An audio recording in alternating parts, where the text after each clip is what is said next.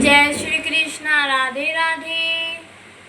मोक्षदा एकादशी 1 दिसंबर को आती है। यह व्रत श्री कृष्ण भक्ति में डूब जाने, पापों से मुक्ति पाने और मोक्ष की प्राप्ति के लिए बहुत ही शुभ माना जाता है।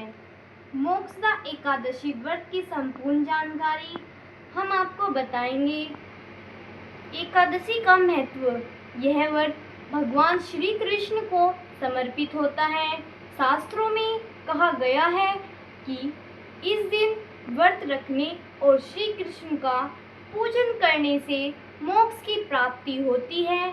जो भी इस दिन श्रद्धा से उपवास रखता है उसके पूर्वजों को भी स्वर्ग प्राप्त होता है। सुबह क्या करें? ब्रह्म मुहूर्त में उठें। सुबह 4 बजे से पहले सबसे शुभ होता है। स्नान शुद्ध करें। हो सके तो गंगा जल मिलाए जल से स्नान करें। मंदिर की सफाई करें। चौकी की दीवारें, दीपक, घंटी सभी को साफ करें। गंगा जल का पूरे घर में छिड़काव करें। मंदिर की सजावट, रंगोली बनाएं। फूलों की सजावट करें, जैसे कि गेंदा, मोगरा, गुलाब, कोई भी फूल ले सकते हैं। तोरण, बंधनवार लगाएं। केले के पत्ते या आम के पत्ते भी प्रयोग हो सकते हैं। चांदी, पीतल का दीपक जलाएं। लड्डू गोपाल जी की चौकी पर नया सुंदर कपड़ा बिछाएं। लड्डू गोपाल जी का स्नान कैसे कराएंगे? उस दिन गंगा जल, दूध, दही, घी, शहद, शक्कर से पंचामृत स्नान कराएं।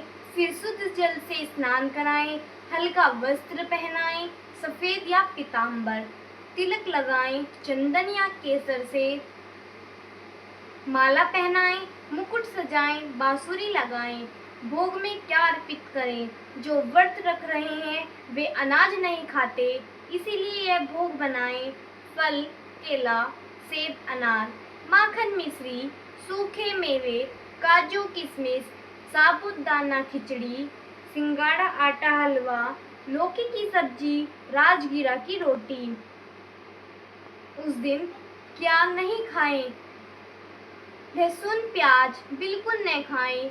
अनाज, चावल, दाल, गेहूं से बनी चीजें न खाएं।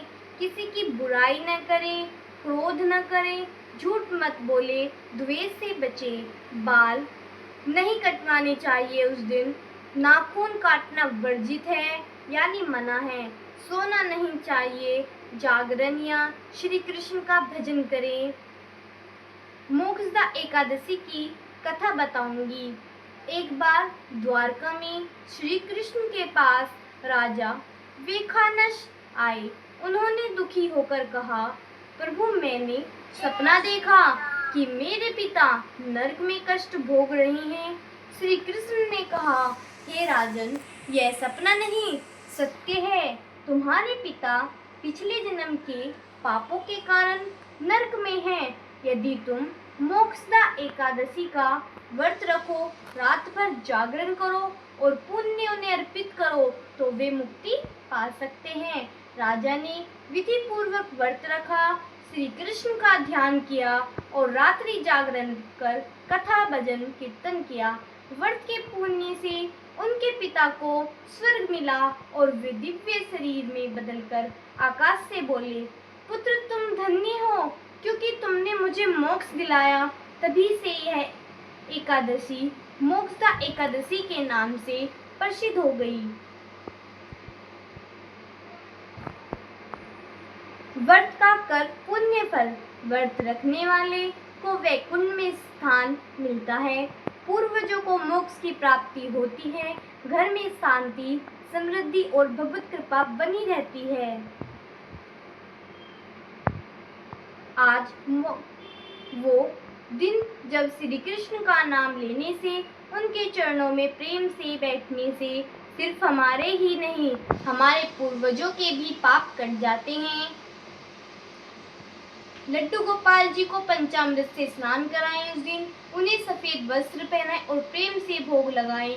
इस एकादशी की रात जागे और भजन करें, क्योंकि यही वो रात है जो मोक्ष का द्वार खोलती है। जय श्री कृष्णा, राधे राधे।